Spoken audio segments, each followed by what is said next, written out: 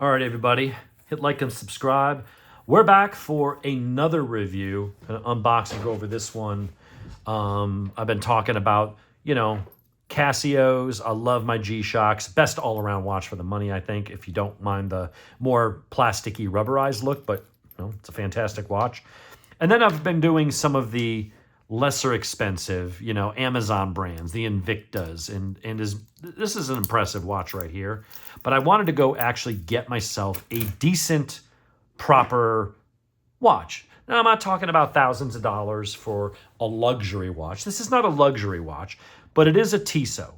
And Tissot makes a really good quality watch. They start in they might have a couple basic models down in the 200 plus range, but all the ones that I saw at Jared at the jewelers was they kind of started in the high threes and fours and just went up from there. But I don't think any of them are over 1,000. So this is, I think, a great mid-range watch. And we're going to compare the fit and finish, at least how it looks on the outside, to some of these cheaper ones. But I think there's no denying that this is obviously a better watch. So what one did I end up getting? I got my extra links in there. There should be a manual in there. All this other stuff. It's a two-hand chronograph with a proper owner's manual, something the other ones didn't come. I've got a warranty card. Don't know what the warranty is. I would imagine it's a few years. It's a nice Swiss watch. Comes in a really nice presentation case. You got a little pillow. Got my extra links.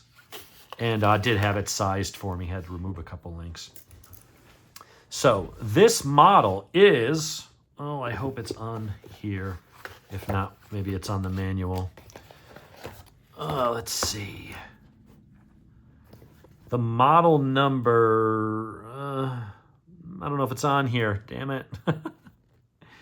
Well, we'll see if we can figure out what it is. I'll put all the stats and the links and stuff. I'll get to the website and put it on there. This is a Tissot. It's 1853. I think that's how long they've been in business. This one is rated to only 100 meters, so not very water resistant. You can get it splashed. Maybe you could take a light shower. If you get caught in the rain, you'll be fine. But this is a nice dress watch. It's a chronograph, so it has some additional functionality. It also has the date, which is nice. And it's a nice big face, nice stainless steel on the what have you here, on the band. I need to go and just wipe it down a little bit. But it's a really nice, pretty watch. It's got a really nice high polished clasp, very nicely adjustable. It does have a little bit of weight to it, but that for me, is like a really nice size dial. That's perfect. It's about the size of that, but it's nice and thinner. It's about half the depth. Let's see. Chronograph feature. Yes. Which one is that? Reset. One's reset and one's all right, is that the stopwatch? Then you stop it, and then you reset it. Okay, there we go. So now we're reset. So your second hand is down there. That's the second hand. Up here is the sweep for the stopwatch. And then you've got minutes and then hours. So start, 2, 3, 4, 5, and then reset. Boom. So very simple. Date, time, and a chronograph. You got a stopwatch if you need it. I like it a lot. It's very comfortable. I like that it's classy. Fits on the wrist, nice. So you can adjust it. I think we're on the middle position. So here we had to take out 2 links, I believe. So 1 from each side. And that way everything is centered. This is opposite, not shifted off to the side.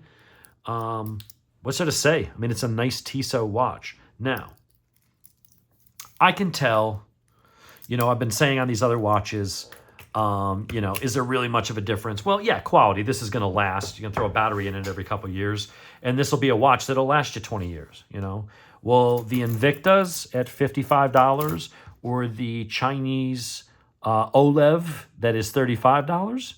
No, I don't expect these watches to last as long or to keep as accurate time or take vibrations or hits as well as something like that. This is actual sapphire crystal versus glass. But these are tough. Talk to the other one where I had one of these, this one, and I smashed that glass 3 times with a ball-peen hammer, and there's not even a nick or a mark in any way letting you know that anything ever came in contact with that glass. I was stunned at how strong that was, and it still keeps time. So you can get a good watch, but I wanted to get something that was actually a step up. I wanted something that was classic. I wanted something that, you know, you'd have a little bit more pride of ownership, and you wouldn't have to say the caveat of, hey, that's a nice looking watch. Yeah, you know, it was only $35. Oh, I'm not a watch snob, but, you know, some people are. But, you know, you do want to have some nice things. But it's nice to have beater watches that if you're going somewhere and you think you might get caught in the rain, or you know you're going to be swimming in the lake or jet skiing, you have this watch for that. I don't think there's any one watch that's ideal for everything. I mean, you can wear a G-Shock for everything if you want, but it's kind of big and chunky, and, you know, maybe you would look out of place at a wedding or at an office, or, you know, you're going somewhere on a nice date for Valentine's, or, you know, whatever, and you wanted a nice, classy timepiece. I got this, let's see, I think it was $4 something. They did have a sale going on, so I think taxes out the door, I paid $362. Normally, I think it was $425 or something like that. Plus tax, it would have been like more like $460. So basically, I got it for like $100 off for a nice quality, legit Swiss timepiece that has more of a timeless design. The clasp, really nice, very nice click. This really snaps. It's really tight. You almost break your fingernail trying to get that thing off.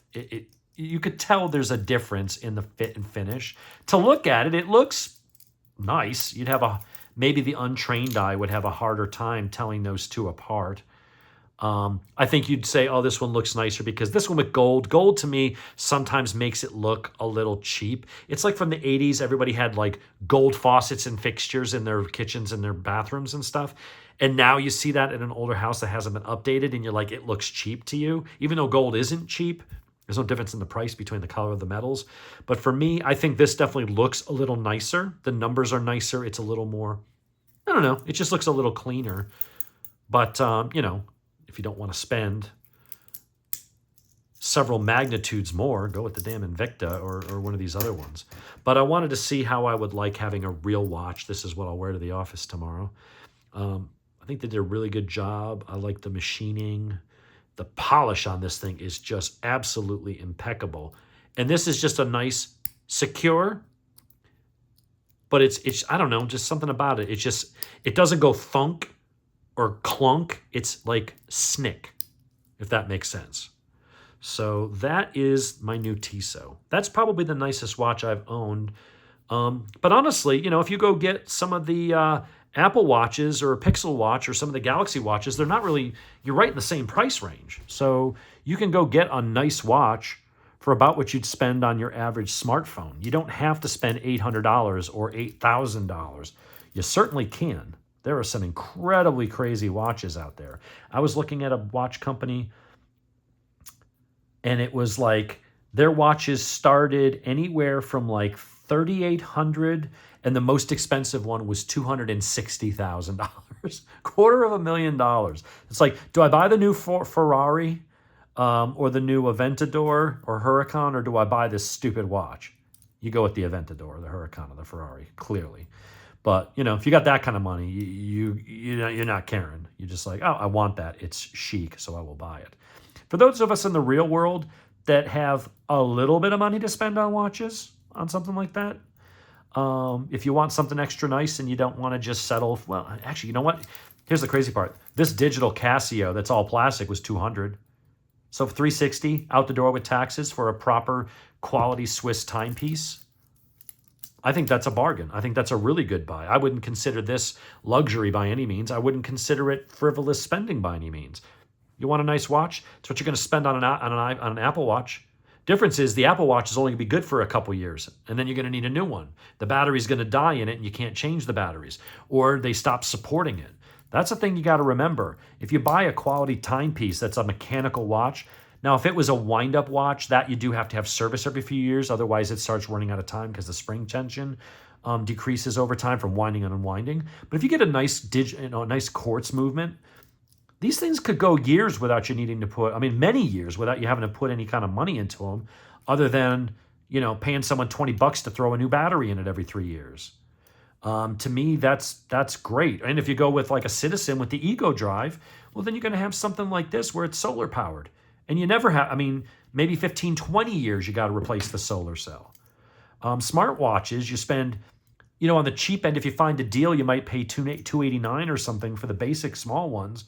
But if you get the larger male size, whatever the bigger ones are, and you get a late model one that's got, you know, all the features you want, you're talking $350 or more, sometimes $450.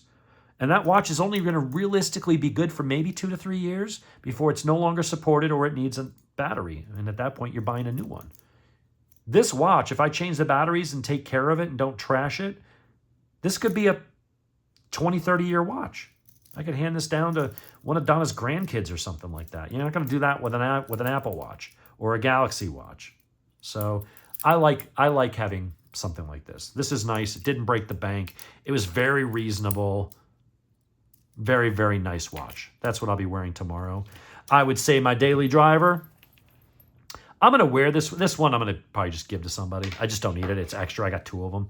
And if I'm going to wear one, I'm going to wear the one with the proper band on it. But I would say on the daily basis, I'm probably still going to be a G-Man kind of guy, G-Shock. But if I'm going fancy, you know, I'm going to wear these at times just to see how they run and see if they hold up to, you know, getting banged around as I'm doing stuff in the garage or whatever. Does the hand fall off? Does it keep time? I'm going to see how those work. But this is going to be my go-to. Like if I'm going to the office, I'm going to a wedding, going out to a nice dinner, this is going to stay protected in the box and come out on nice occasions.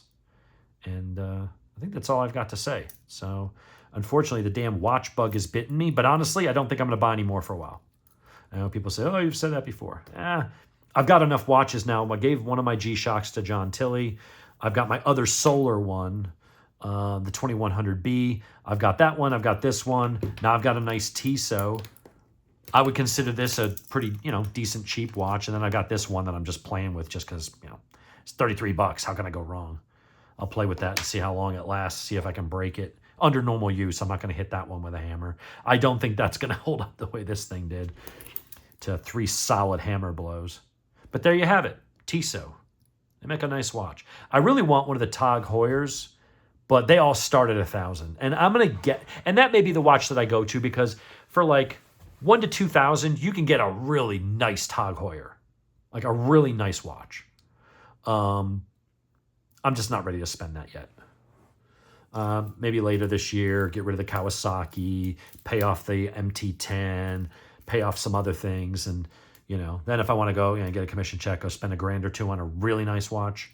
What I would consider, I know some people are going, well, it's not really nice. Really nice is, you know, 20,000 Rolex. Yeah, I'm not going to do that.